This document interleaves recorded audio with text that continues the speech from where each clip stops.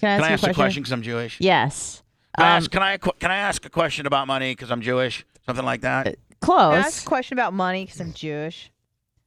Your shirt, was this something that was gifted to you or Yeah. something that you purchased? No. Somebody sent it to me and I thought it was funny. Mm-hmm. Yeah, it was like 3-4 weeks ago. You want to read it? Of what I can see, it says donkey pox, the disease destroying America. Nice. Now, is that going to get me shadow banned, you think? I don't know. No, I think we've already done enough to get shadow banned. I don't think that's really the kicker. I still can't, for the life of me, figure out the Brett Favre situation. Yesterday, there was another big place that carried the Brett Favre deal. And I'm like, and it even gave us credit as to where it came from with a link. And I'm like, that should have more than 3,200 views. Like, there's a bad guy in a woodpile there, somehow, way, shape, or form. Do you know how many views that video had? You mean the people that? Correct. No, I didn't. I just go and look at the Brett Favre views every day and be like, God, what the hell's going on around here? Mm-hmm. I also got into a very not very pleasant argument with somebody from Sirius XM yesterday. You did? Yeah. Why? Just because I think they have a very flawed sense of a lot of different things. This person told me one thing. Well, I will tell you this, that several people in the company were very upset on how the amount, and this is how stupid some programmers are. They said there were several high-ranking people at SiriusXM that were very upset on your fans that went crazy when you left. And I texted this person back and said, that's exactly the problem. Maybe that shows you how passionate and sub-friendly my fans are if they let it be known that they're not happy. And, and the quantity of, it was like we got a lot of very negative feedback when we canceled you. I'm like, okay, well, you can look at that one of two ways. You can look at it like you did the right thing and you got rid of the bad guy and blah, blah, blah, blah, blah. Or you can look at it as, wow, this guy really has a passionate base that would come back to us if we did the right thing. Was this back in 08 or something? No, we left in, our last week, 11, 12. Okay.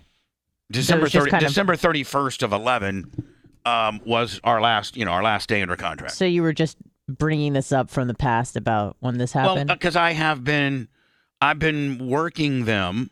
I see. As Pat McAfee is gone, And, they don't have any personalities. James Vanderbeek is suing them. Who's that? The Varsity Blues Dawson Creek guy. Oh, he is? Yeah, he's suing him for $700,000. For what? Backing out of their contract with him for his podcast deal. So as all this stuff is happening, my Connect, I'm like, are you guys thinking about restocking your men skewing talent? That you built your forum on Howard's back, men 25-54, and it seems like you've canceled everybody that has a personality, that are radio people, that are talk show hosts people, and you have what happens when Howard leaves in 2.5 years, and this person comes back and says, well, we don't think Howard's leaving in 2.5 years. If he's going to be, if we pay him what we're paying him and he's allowed to stay at home, we think he's going to go another 5. Yeah, I don't see Howard going anywhere. And I'm like, for real? They're like, yeah. I'm like, he'll be 70 some years old. Still talk, I guess. And be, right. Be Don Imus, the guy that he used to make fun of. Well, yes. But so I'm like, now, granted, I hope that nobody takes this as me being disrespectful to Howard, because I, in no way, shape, or form, am being that way. But I'd like an opportunity over there. I would. I feel I got some unfinished business over there. Maybe that's just my ego. Maybe I don't need them. And you know what? I don't. I left it with this person. F off. You guys really don't know what the hell you're doing. And you guys are no longer the sexiest real estate in the dashboard. You are quickly becoming regular radio. like people, you used to be the only game in town when a guy was trucking across America. When a guy was trucking across America and he had to have, complete connectivity, you were the only game in town for a while. He may have been able to connect cellular, but it just wasn't as streamlined as it is now, and the data plans and things like that. But, this guy is like, so what should be construed as something good, we have adamant fans that let it be known that they were not happy, gets spun as a negative thing. Yeah, that's ridiculous.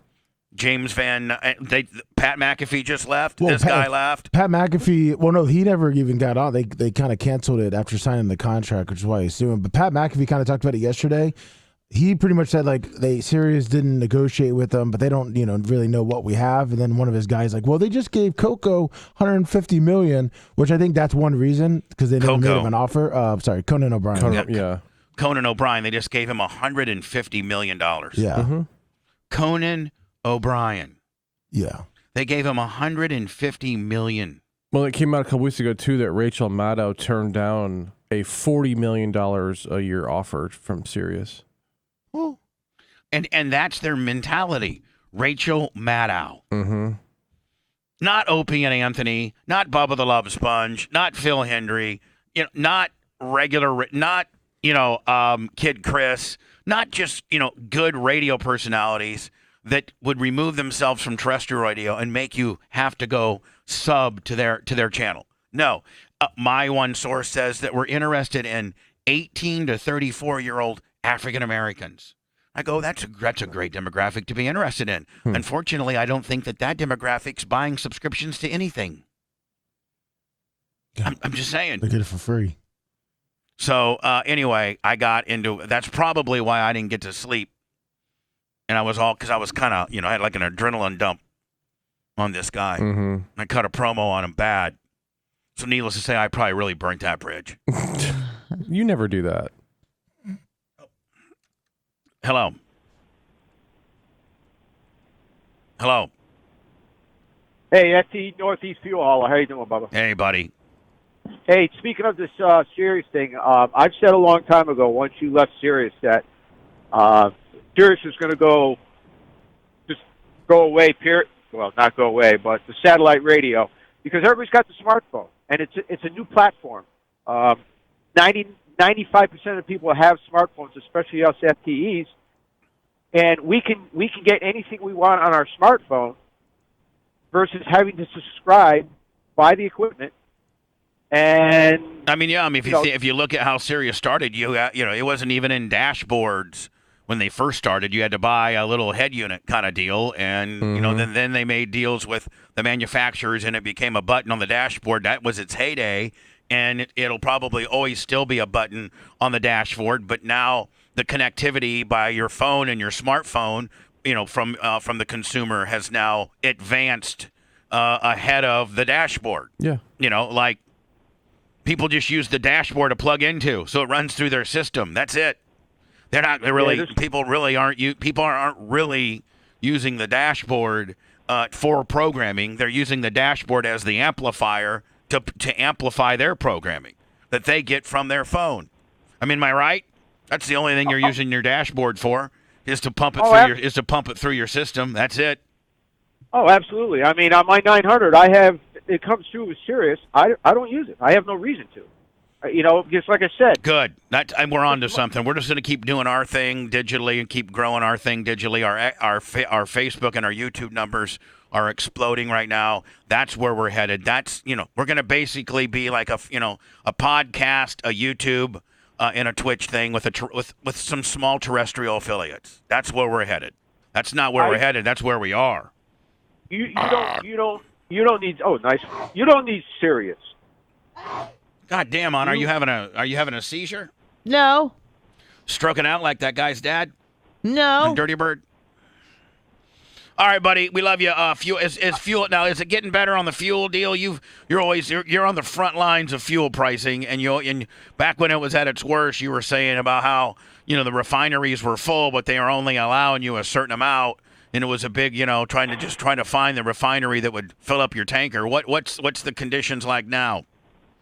Gas has come down up. I don't know what it is down there, but up here I'm seeing the lowest I've seen right now is 379, 365. Yeah, we're about 379. 350, 360. Is that what we are? Yeah, we got down to like the 340s for a little bit, 330s, but we're back up to about 360 now. Yeah, and you know what? People are happy about it. Be like, yay! As long as they can keep it under 4, that seems to be the tipping point. Now, yeah, used to be 2. Oh yeah, it used to be like if it could stay in the 2s, you'd be cool. 3 was the melting point. Now they've inched it up a buck, and now if they can just keep it in the 330 to 370 range, they keep us quelled. National average is $3.84. Yeah.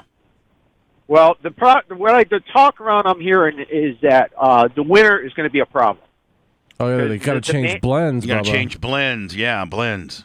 Well, it's not only that, but I mean the heating demand is going to be going up here, and they're already talking there could be problems as far as fuel supplies and people not being able to afford the product. So there's. I'll tell you this, man. I'll tell you this right now, because I keep very extensive records of our business, and our building was within 2 kilowatts of what it was last July.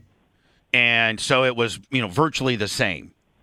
And it was $610 more this July than last July for virtually the same amount of power usage. I can tell you what, from 1 month to the next, during the summer, I haven't changed any of my electric habits as far as running any more appliances than I normally do. From 1 month to last month, my electricity bill doubled. Yeah, they're getting us everywhere. Although I will tell you, eggs have gone down, and so has milk, so that's cool. I eat a lot of that. Well, the thing is, as far as the gas, I think what it is everybody was so COVID locked up for the 2 years that they didn't care what it was going to cost to get out for the summer. They had to get out and get their last hoorah in. And now that everybody's got their vacations in, supply and demand the demand has dropped versus the supply, hence the price of the fuel coming down. All right, Northeast Fuel Hauler Willie, we love you, buddy. We got to go. We're running late. All right, later.